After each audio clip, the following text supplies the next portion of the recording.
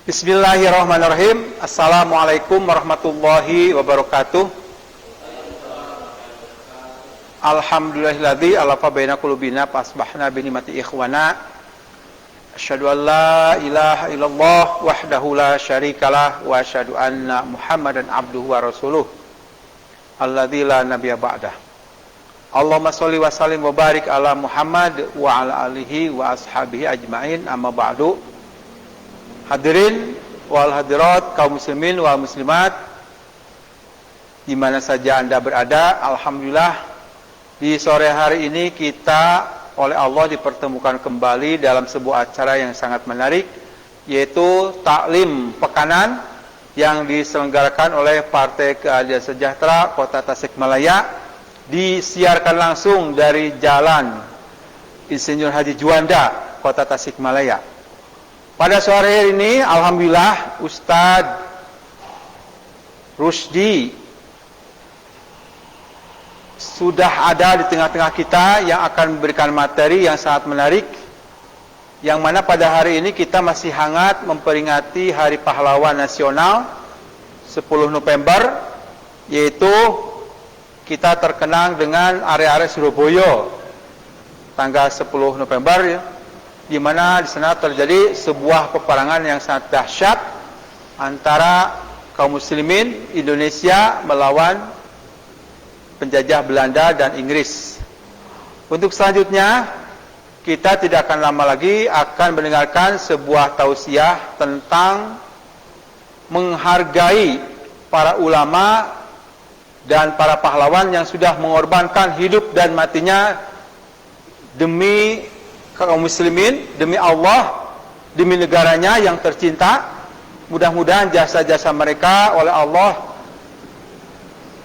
diterima dan dijadikan mereka para penghuni surga, amin ya rabbal alamin, dan diampuni segala dosanya.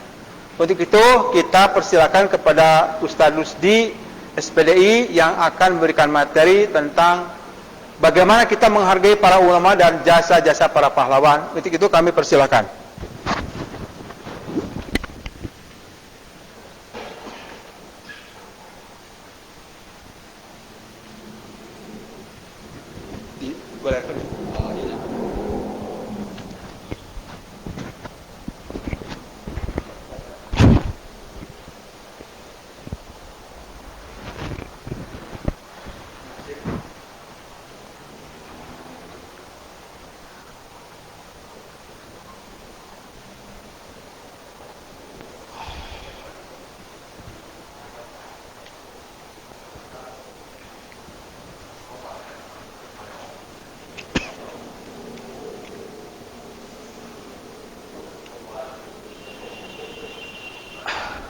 Bismillahirrahmanirrahim. Assalamualaikum warahmatullahi wabarakatuh.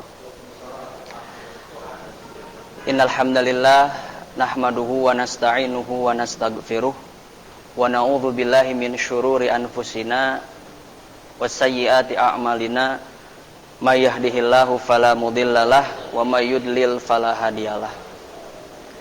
Asyhadu an la ilaha illallah wahdahu la syarikalah wa asyhadu anna Muhammadan abduhu wa rasuluhu la nabiyya wa la rasula ba'dah. Allahumma fasholli ala hadan nabiyil karim Muhammadin wa ala alihi wa sahbihi ajmain, amma ba'du. Qala Allahu ta'ala fil Qur'anil karim, a'udzu billahi minasy syaithanir rajim, bismillahirrahmanirrahim. Wa may yuti'illaha war rasula faulaika ma'al ladzina an'amallahu 'alaihim minan nabiyyina was-siddiqina wasyuhada'i was-shalihin wa hasuna ulaika rafiqa al-ayah. Alhamdulillah, pada kesempatan sore kali ini Allah Subhanahu wa taala masih memberikan curahan nikmat dan karunia kepada kita semua sehingga bisa menghadiri salah satu agenda rutin kita, agenda tamdimiyah, yaitu taklim rutin pekanan.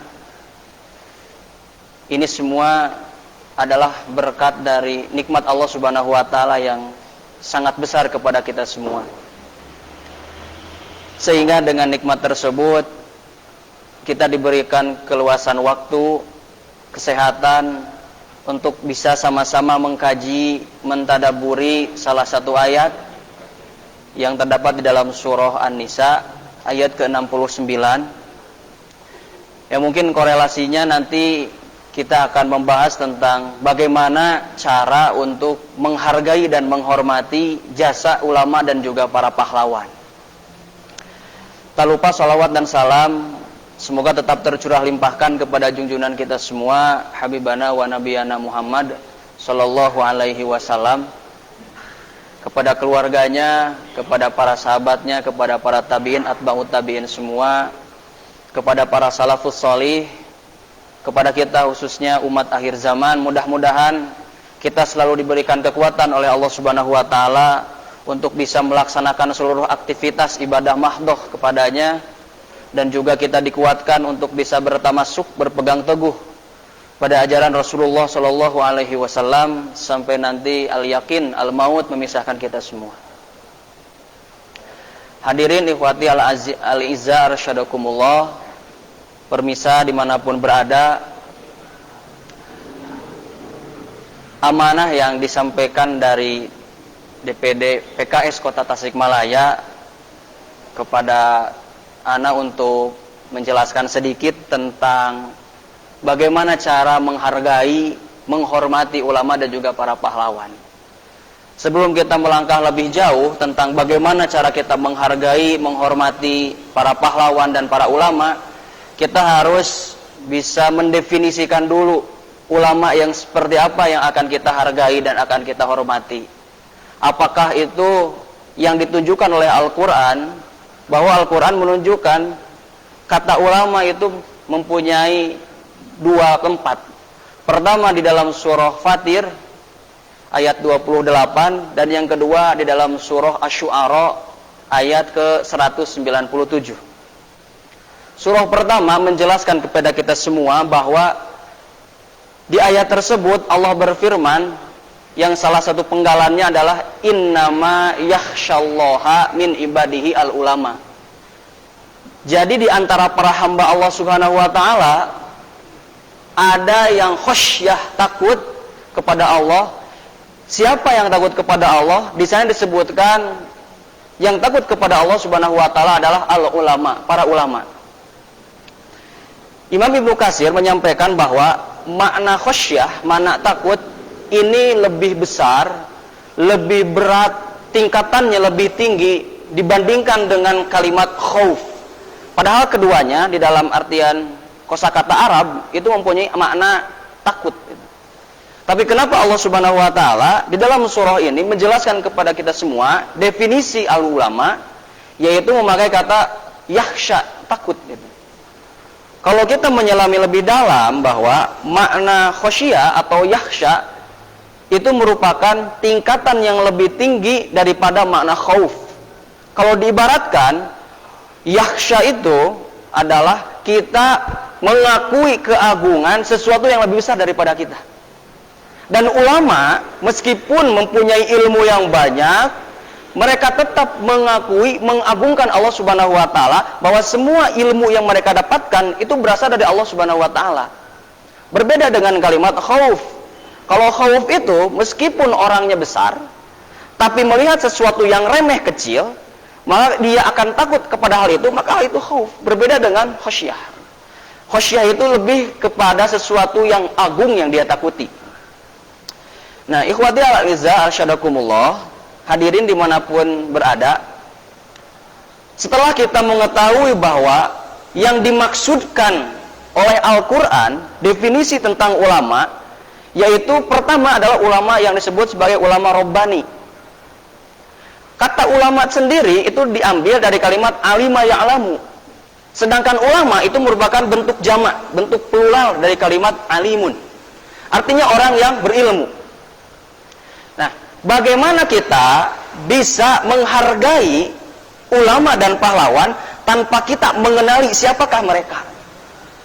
Jadi kalau Allah Subhanahu wa taala mempunyai nama, mempunyai sifat alim, maka di dalam ayat Al-Qur'an yang lain itu kalimat Allah asma'nya alimun bersanding dengan kalimat-kalimat yang lain. Pertama, Allah Subhanahu wa taala terbanyak di dalam surah Al-Baqarah itu memakai kalimat alimun hakim, wasi'un alim, alimun halim atau halimun alim. Itu memakai kalimat alim disandingkan dengan kalimat yang lain. Maksudnya apa? Kalau kita menyadari bahwa ulama merupakan warasatul anbiya, para pewaris nabi, maka semua ilmu yang muncul pada ulama itu pasti berasal dari para nabi. Kalau kita melihat perjuangan para nabi, maka kita bisa nanti menghargai betapa para ulama itu mendedikasikan dirinya, memperjuangkan Islam, mengorbankan dirinya. Kita mengenal bagaimana Nabi Ibrahim alaihissalam itu berdakwah kepada kaumnya sampai dipanggil, kemudian disiksa oleh Raja Namrud pada saat itu dengan cara bagaimana? Dibakar. Bagaimana Nabi Zakaria alaihissalam itu diminta oleh kaumnya untuk membuat sesuatu yang haram atau sesuatu yang salah dibuat menjadi sesuatu yang baik, tapi beliau menolak. Maka apa yang didapatkan oleh Nabi Zakaria? Beliau dibunuh oleh kaumnya. Kemudian juga bagaimana dengan Nabi Ayub yang oleh Allah Subhanahu wa taala diuji dengan cobaan yang begitu berat. Nah, kalau Nabi Muhammad itu menjelaskan bahwa ulama merupakan warasatul anbiya, maka kita meyakini sekarang apa yang akan diterima oleh para ulama itu daripada pengorbanannya, cobaannya, maka pasti tidak akan jauh dengan apa yang diterima oleh para nabi dahulu. Kalau kita menyadari sekali lagi bahwa ulama itu sebagai warasatul anbiya, pewaris para nabi. Bagaimana ulama zaman dulu ada yang namanya Sa'id bin Zubair. Beliau salah satu ulama yang terkemuka di zaman Bani Umayyah. Tatkala diminta oleh gubernur saat itu yang bernama Hajjaj bin Yusuf As-Saqafi untuk mengakui bahwa dirinya merupakan Tuhan, tapi Sa'id tidak mau, maka apa balasan yang diterima oleh Sa'id? Dia dibunuh oleh gubernur saat itu, yaitu Hajjaj bin Yusuf As-Saqafi. Bagaimana pula kita mengenal imam besar, imam madhab, Imam Ahmad bin Hambal yang muncul pada zaman Bani Abbasiyah, zamannya Khalifah Al-Mu'tasim, itu mendapatkan cobaan yang begitu berat. Fitnahnya itu adalah untuk menyebutkan Al-Quran sebagai makhluk. Sampai beliau tidak mau dan mendapatkan cobaan siksaan, bagaimana begitu beratnya beliau disiksa di penjara. Nah, kalau kita menyadari bahwa ulama-ulama tersebut yang digambarkan oleh Allah Subhanahu wa taala sebagai ulama yang robbani, ulama yang lurus, ulama yang tidak mau didikte oleh pemerintah, ulama yang memang betul-betul ikhlas dalam mengorbankan dirinya, maka itulah ulama yang akan kita hargai dan akan kita hormati.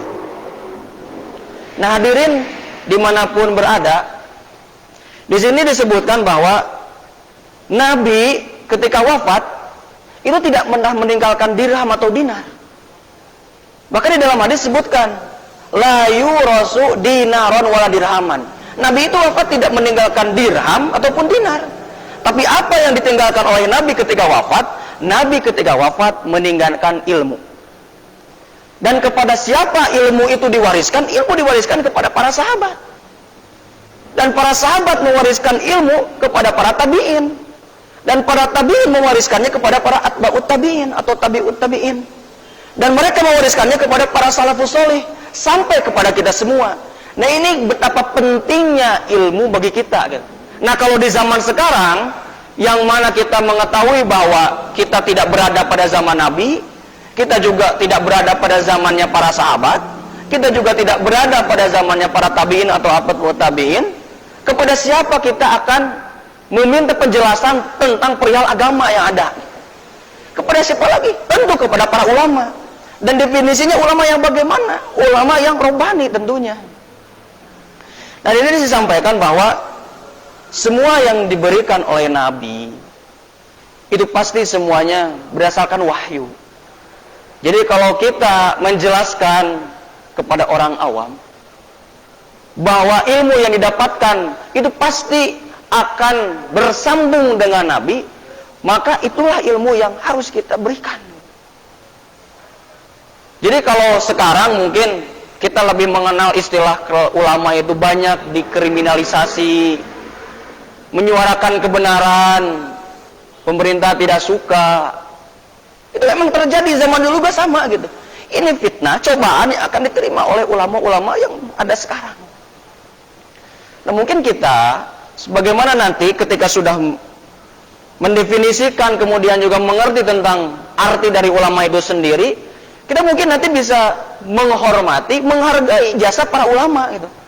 Indonesia sendiri itu sudah merdeka, sebelum merdeka itu banyak pengorbanan yang diberikan oleh para ulama gitu. Kiai Haji Hasyim Asy'ari, kemudian juga Kiai Haji Abdurrahman Wahid Hashim, kemudian juga banyak yang bisa diambil ketika mereka mendedikasikan dirinya untuk perjuangan Indonesia menjadi merdeka. Bahkan saya membaca dalam salah satu buku karya Profesor Ahmad Bansur Suryanegara, ketika Soekarno, Insinyur Soekarno masih tidak mau untuk memproklamirkan kemerdekaan Indonesia, sebelum hari Jumat itu beliau didorong oleh Abdurrahman Wahid Hashim dan juga ulama-ulama yang lain untuk langsung memproklamirkan kemerdekaan Indonesia. Karena bisa dibayangkan kalau Indonesia pada saat itu tidak segera untuk dimerdekakan, para ulama kita sudah memprediksi bahwa kurang lebih 400 tahun Indonesia pasti masih dalam keadaan penjajahan gitu. Maka itulah salah satu di antara bagaimana ulama itu memberikan pengorbanan yang luar biasa besar kepada kita semua. Nah kalau kita sudah menyadari bahwa ulama tersebut disebut sebagai ulama yang robbani, pasti bakal ada orang yang memakai jubah ulama, mengatasnamakan dirinya sebagai ulama, padahal tidak punya ilmu apa-apa. Nah itu yang digambarkan oleh Allah Subhanahu Wa Ta'ala di dalam surah Asy-Syu'ara ayat 197. Awalam yakun lahum ayatan an ya'lamahu ulama'u Bani Israil. Apakah belum jelas kepada kalian bagaimana yang dilakukan oleh ulama-ulama dulu, yaitu ulama Bani Israil, yang disebut oleh Imam Al-Ghazali dalam buku Ihya Ulumuddin disebut sebagai ulama dunia, atau lebih tepatnya ulama su'un, jadi ulama yang jelek. Nah, itu pasti ada gitu. Dulu ada ulama yang alim, pasti ada ulama yang jelek. Sedangkan sekarang juga banyak sama gitu.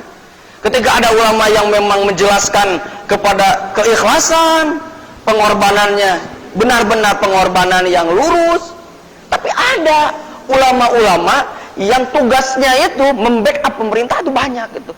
Melegitimasi keinginan penguasa itu ada. Fatwanya itu hanya fatwa yang muncul ketika ada uang banyak gitu. Kita mungkin tidak bisa menyebutkan satu persatu, tapi fakta dan realnya ada gitu. Nah, apakah ulama-ulama tersebut patut kita hargai, patut kita hormati, sedangkan perbuatannya saja itu sangat jauh daripada perbuatan-perbuatan yang sudah digariskan oleh para nabi. Kan ulama itu sebagai penyeimbang. Umaro itu harusnya datang kepada ulama, bukan sebaliknya gitu. Kalau sekarang kan berbeda. Ulama-ulama yang disebutkan tadi sebagai ulama su'un, ulama yang jelek, itu pasti karakteristik cirinya juga kita hafal gitu. Pertama, ulama-ulama tersebut pasti cirinya itu adalah kitmanu al-haq, jadi menyembunyikan kebenaran gitu. Meskipun dalam hatinya dia mengakui itu benar, tapi kalau masalah duniawi itu sudah muncul masuk ke dalam dirinya, ya sudah, kebenaran apapun dia tidak akan lakukan gitu. Karena duniawi atau masalah duniawi sudah dia masuki ke dalam dirinya. Kemudian juga mereka pun tugasnya itu hanya bai'ul hukmi, hanya menjual hukum. Nah ini salah satu yang ditakutkan oleh Rasulullah SAW di dalam salah satu hadisnya gitu. Jadi akhafu alaikum, aku takut kepada kalian. Jadi Rasul itu dulu menyampaikan belum tahu ini kapan terjadi gitu. Ternyata realita dan fakta itu kurang lebih sekarang ada gitu. Rasul takut kepada kita tentang 6 perkara gitu. Akhafu alaikum sittatu asya, 6 perkara. Pertama apa? Umara as-sufaha. Jadi para pemimpin yang bodoh gitu. Takut. Buktinya sekarang ada gitu. Dulu Rasul kita menyampaikan hal tersebut belum tahu ini kapan terjadi hal ini. Oh ternyata terjadinya hal ini itu sekarang. Yang kedua, bai'ul hukmi. Jadi banyak orang yang memperjualkan hukum.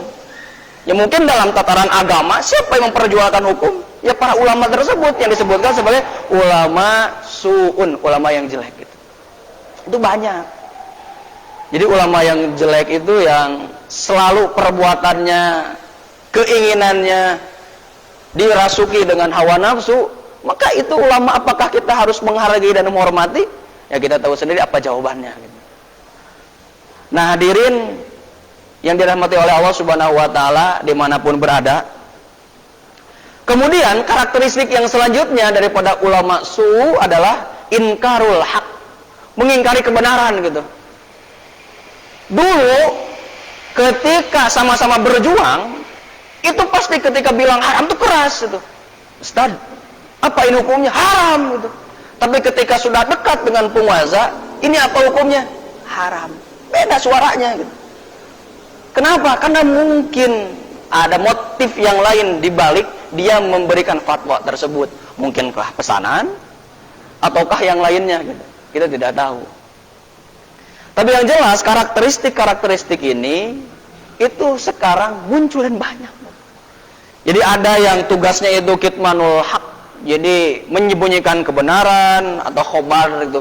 Ada yang tugasnya itu bai'ul hukmi atau bai'u ayatillah gitu. Jadi memperjualbelikan ayat untuk kepentingan dirinya gitu. Ada juga yang ingkarul haq, mengingkari kebenaran. Ada juga yang yukhalitu bainal haqqi wal batil. Ada yang mencampur adukan antara yang hak dengan yang batil gitu. Itu karakteristik atau ciri-ciri di antara ulama su'un. Tapi kalau ulama-ulama yang robani itu ketika memperjuangkan idealisme Islamnya, itu pasti kita bisa mengikuti sejarah. Banyak di antara mereka itu yang akhirnya pasti di tiang gantungan gitu. Contohnya siapa? Sayyid Qutb. Kemudian juga ada yang sampai dibunuh. Siapa? Syekh Ahmad Yasin. Itu ulama-ulama terkenal, ulama-ulama robani gitu. Nah bagaimana cara kita, sikap kita sebagai seorang yang beriman kepada jasa-jasa para ulama yang dulu gitu. Itu kan salah satu di antara gambaran bagaimana kita bisa melihat, mendefinisikan tentang ulama itu. Jadi kurang lebih Al-Quran itu memandang dalam perspektifnya, itu ulama itu cuma ada 2. Dan ayat tempatnya itu cuma ada 2. Pertama, di dalam surah Fatir, ayat ke-28. Yang kedua, di dalam surah Asy-Syu'ara, ayat ke-197. Yang pertama, ciri tentang ulama robani. Yang kedua, ciri tentang ulama su'un. Nah, hadirin yang dirahmati Allah Subhanahu wa Ta'ala, setelah kita mengetahui bersama beberapa karakteristik daripada ulama, maka kita bisa melihat di Indonesia saja itu perjuangan, pengorbanan ulama-ulama itu banyak sekali. Di Padang ada yang namanya Tuanku Imam Bonjol gitu. Bagaimana dengan perang Paderinya itu melawan penjajahan gitu. Kemudian di Jawa ada namanya Pangeran Diponegoro. Bagaimana dengan perang Sabilillahnya gitu. Dan masih banyak lagi para ulama yang sekaligus mereka itu sebagai pemimpin mengorbankan dirinya untuk perjuangan Islam. Ada juga kita mengenal pahlawan kita Jenderal Sudirman, kemudian juga Kiai Ahmad Khatib, masih banyak gitu ulama-ulama yang bisa kita teladani, bisa kita ambil ibrohnya, kemudian juga kita bisa mencintai mereka sebagaimana kita mencintai Rasul. Nah hadirin yang dirahmati Allah Subhanahu wa Ta'ala, ada suatu cerita yang menarik itu tentang ciri ulama yang robani. Kalau kita tadi mengetahui bahwa ciri ulama yang pertama adalah khasyah, maka yang selanjutnya ciri ulama itu adalah tawadhu, rendah diri atau rendah hati. Kita mengenal imam besar yaitu Imam Malik bin Anas. yang pada saat itu menjadi imam madhab, kemudian kedatangan tamu yang nanti akan menjadi muridnya. Siapa? Imam Syafi'i.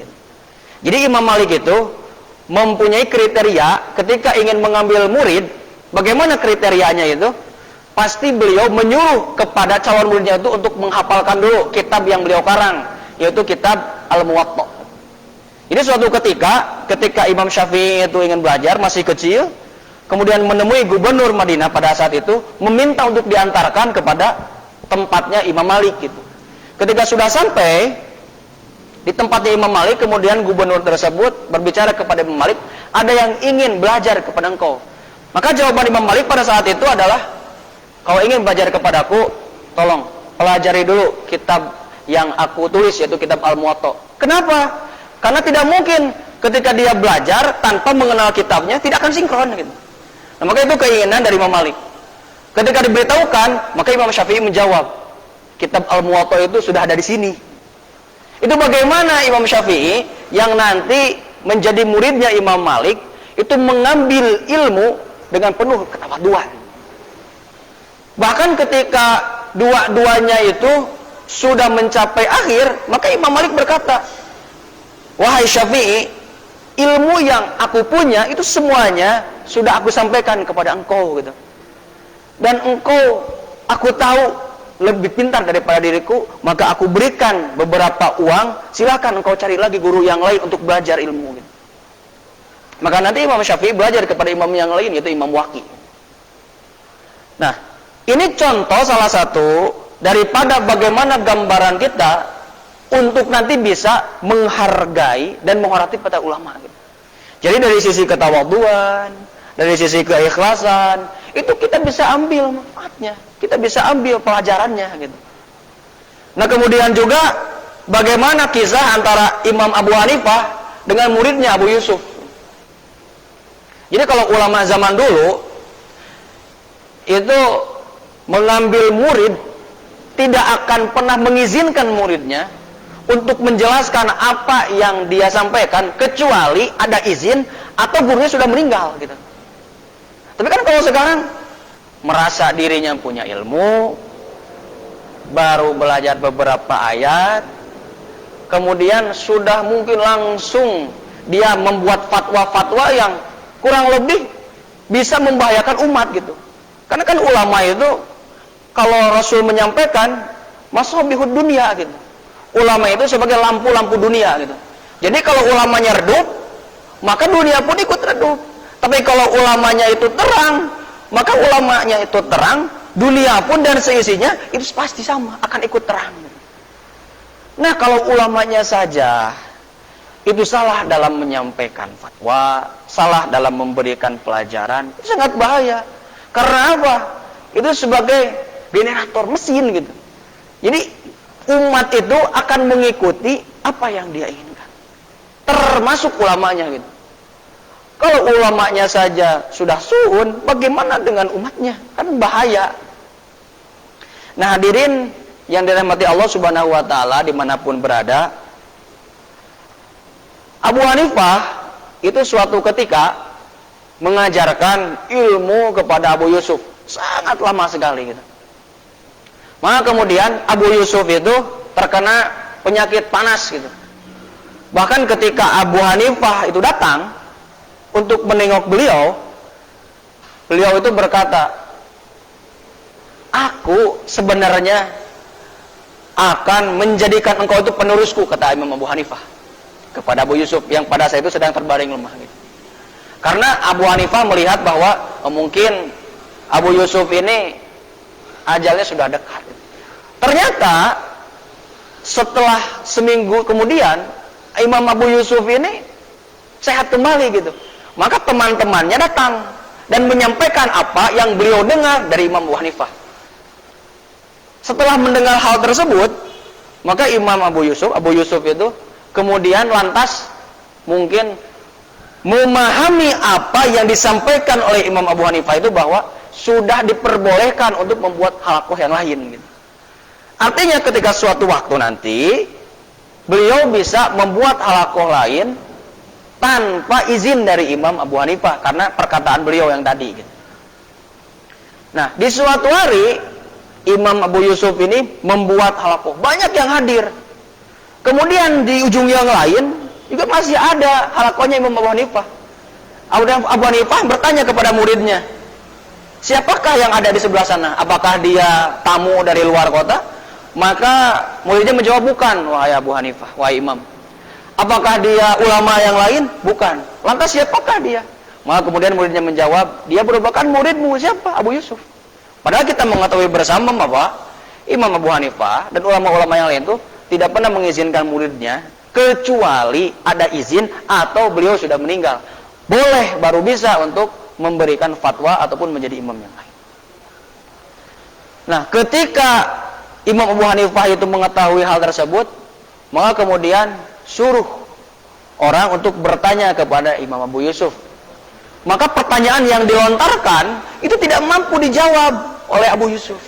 Akhirnya Abu Yusuf itu datang, kemudian sampai dia masuk ke dalam majelisnya Abu Hanifah. Ketika Imam Abu Hanifah menjelaskan, Imam Abu Yusuf kemudian mengangkat tangan, ingin bertanya gitu. Tapi terus Imam Abu Hanifah menjelaskan sampai menyelesaikan khutbah dalam majelisnya gitu. Ketika sudah selesai, maka kemudian Abu Hanifah bertanya, aku tahu apa yang ingin kau tanyakan gitu. Maka itu mungkin salah satu di antara ciri bahwa ketika kita menyadari bahwa ilmu kita belum ada apa-apanya dibandingkan dengan ulama-ulama yang masih banyak di atas kita, maka kita harus sadar diri gitu. Ibaratnya gini, ulama itu kan sebagai masinis. Jadi apapun yang dikeluarkan, pasti umat itu akan mengikuti gitu.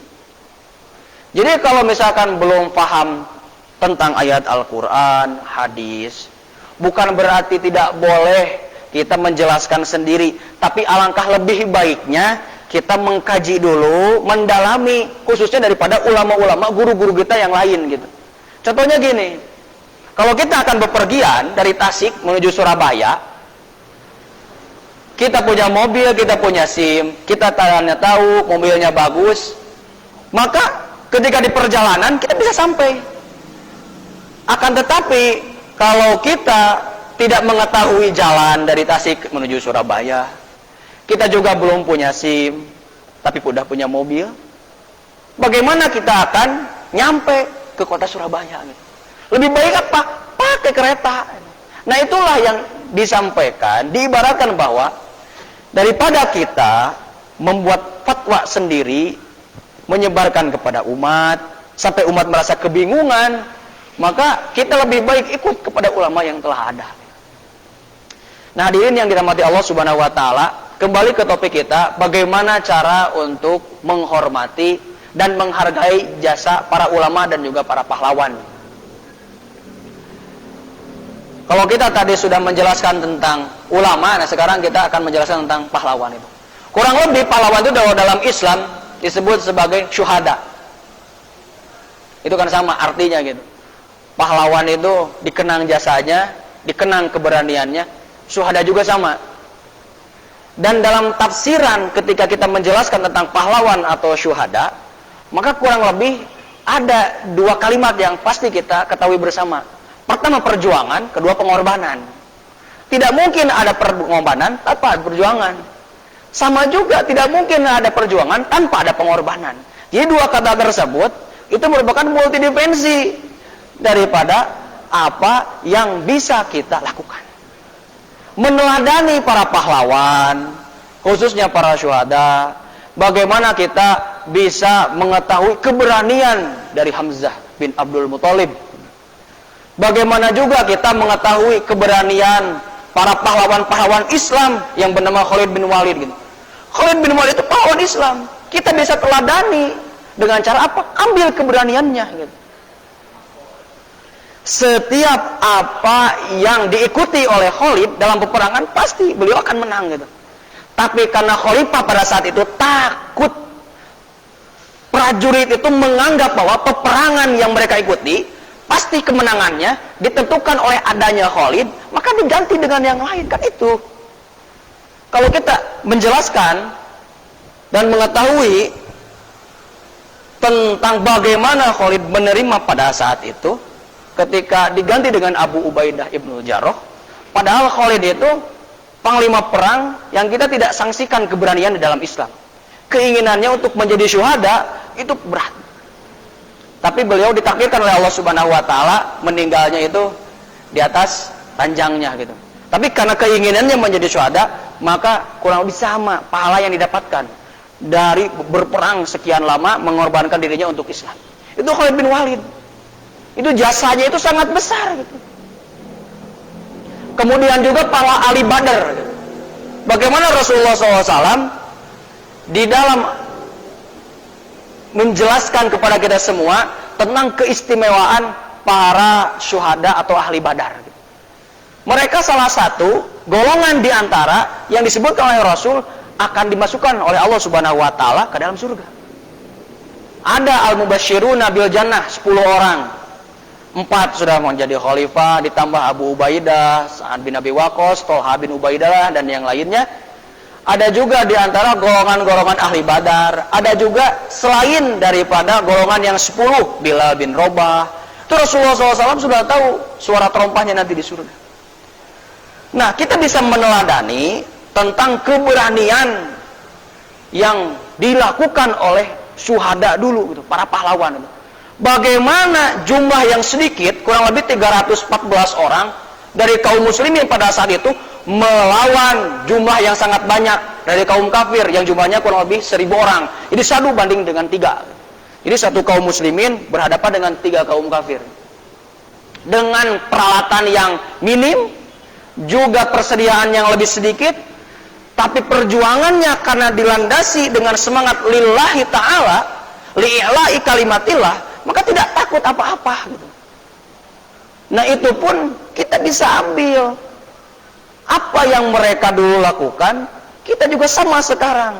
Jadi jumlah itu bukan perkara yang sulit ketika dibarengi dengan li'i'la'i kalimatillah biridallah, ridho Allah, kemudian juga ikhlas, maka pasti pertolongan Allah itu akan datang.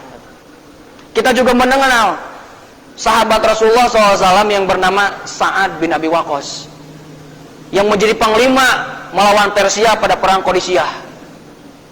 Jadi heroik sekali gitu. Bagaimana beliau dengan semangat yang membara memukul mundur pasukan Persia yang pada saat itu menjadi imperium 2 besar di dunia gitu. Dan menang. Semangatnya luar biasa sekali gitu. Kita juga bisa mengenal bagaimana semangat yang dikeluarkan oleh Muhammad Al-Fatih ketika ingin menaklukkan Konstantinopel. Semangat yang digelorakan oleh Salahuddin Al-Ayyubi ketika ingin membebaskan Palestina. Juga pahlawan Islam yang lain, Tariq bin Ziyad ketika ingin membebaskan Andalusia.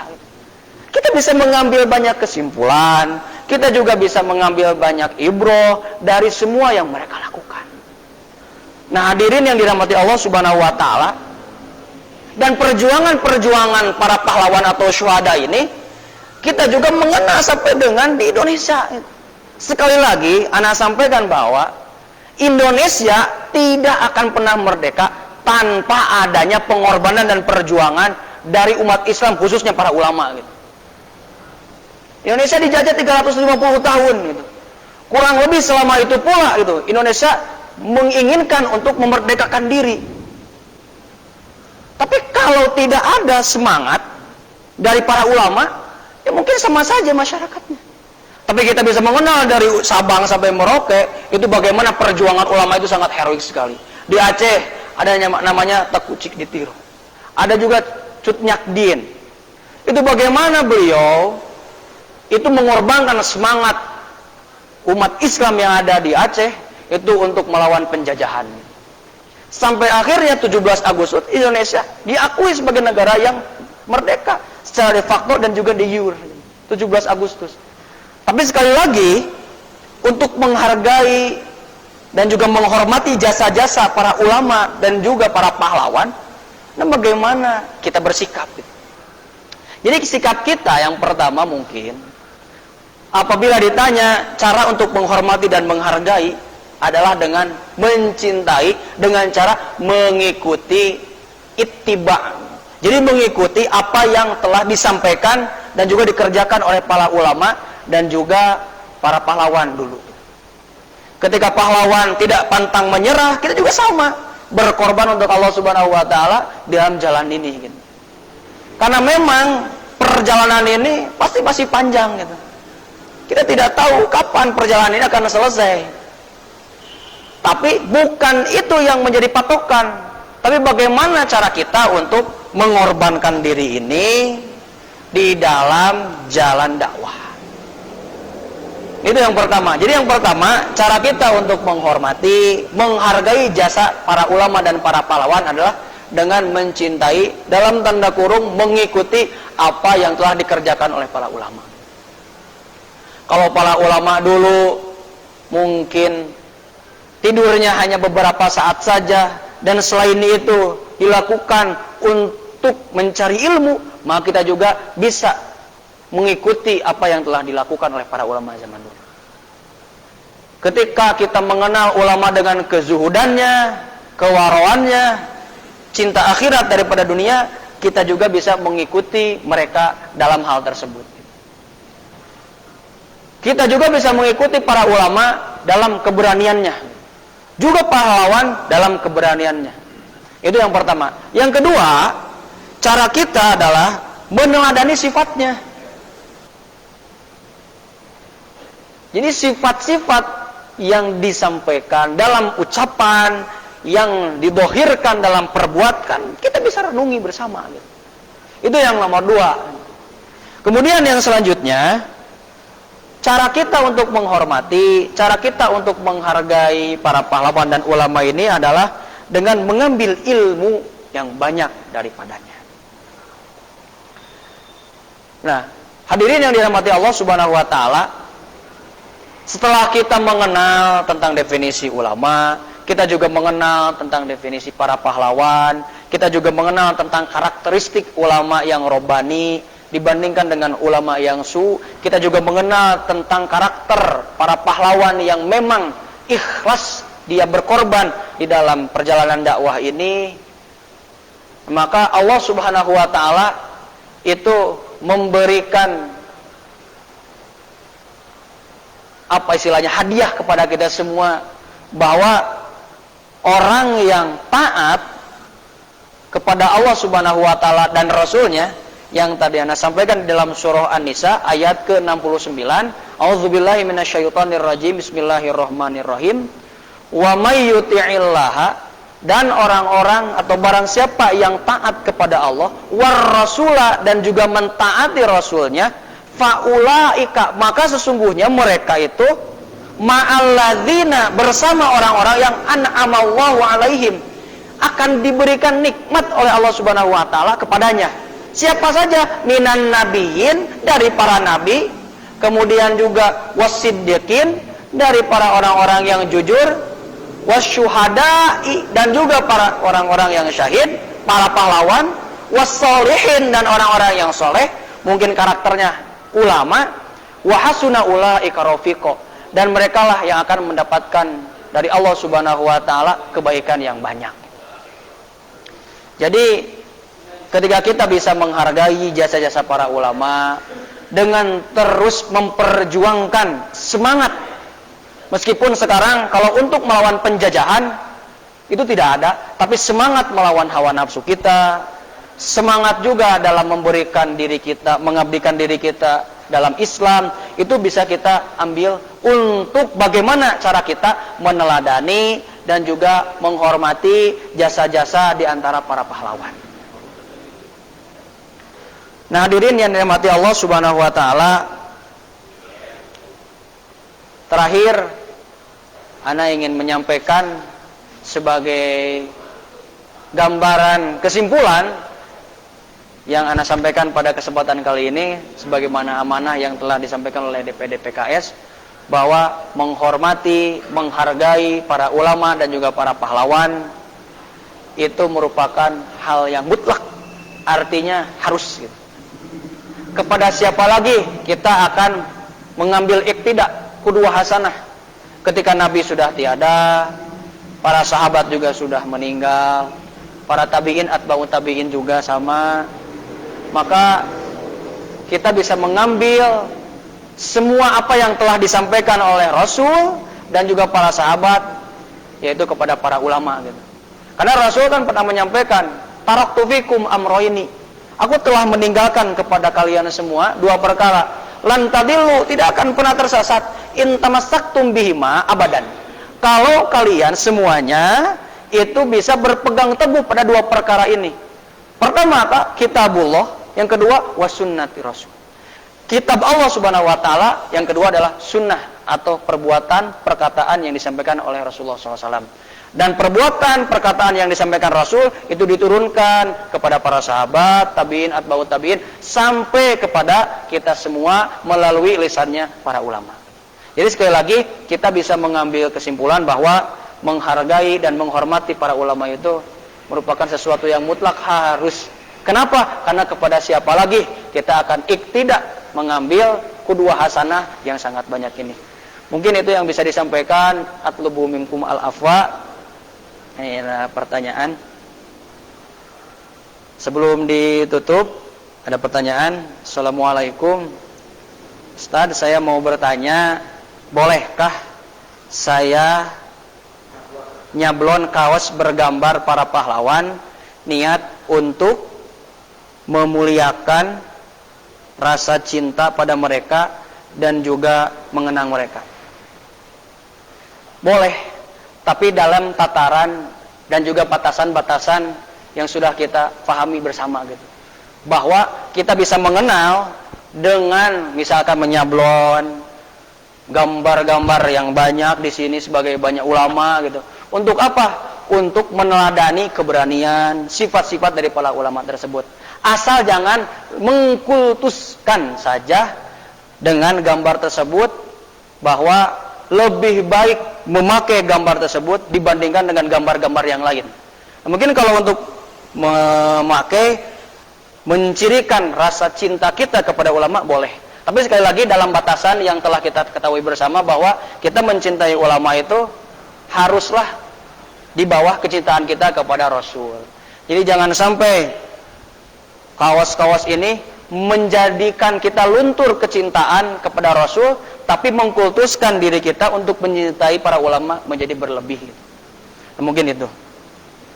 Jadi sebagaimana yang dulu mungkin kita pernah ketahui bersama, kenapa umatnya Nabi Nuh itu bisa menjadi umat yang inhiraf pertama kali? Karena ingin mengenang jasa-jasa orang-orang soleh sebelumnya. Tapi karena salah kaprah dan salah jalan, maka yang terjadi adalah inhiraf. Nah mungkin itu. Kalau hanya sekedar mungkin untuk bisa rasa cinta kita kepada mereka, boleh, tapi dalam tataran rasa cinta yang wajar dan juga yang ada batasannya gitu. Takutnya seperti apa yang terjadi kepada kaumnya Nabi Nuh. Ketika ingin memuja, itu berlebih kepada Manat, Yaghus, Suwa, Ya'uq, wa Nasra. Kan mereka itu semuanya adalah orang-orang yang soleh. Tapi karena lewat bisikan iblis, akhirnya membuatkan patung. Pertamanya untuk mengenang saja ketika melewati patung tersebut, oh bahwa ini merupakan orang-orang yang soleh, kita bisa meneladani mereka. Tapi kesininya meminta apapun, malah kepada patung. Nah itu mungkin jawaban dari anak. Mohon maaf apabila banyak kesalahan ataupun kurang lebihnya, minta maaf. Al-haq datangnya dari Allah Subhanahu wa taala, yang salah datangnya dari lisan pribadi. Atlubu minkum al-afwa, billahi taufik wal hidayah war ridha wal inayah. Semoga apa yang disampaikan bisa mendapatkan ibroh dan mauidhah kepada kita semua.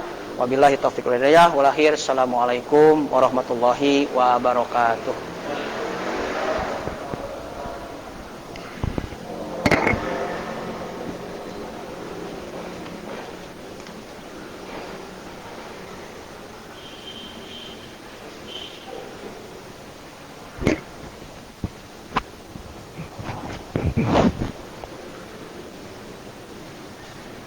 Hadirin Bapak-bapak, Ibu-ibu yang dirahmati oleh Allah, alhamdulillah penyampaian materi tentang menghargai para ulama dan juga para pahlawan sudah disampaikan dengan cara penyampaian yang sangat luar biasa, sangat milenial.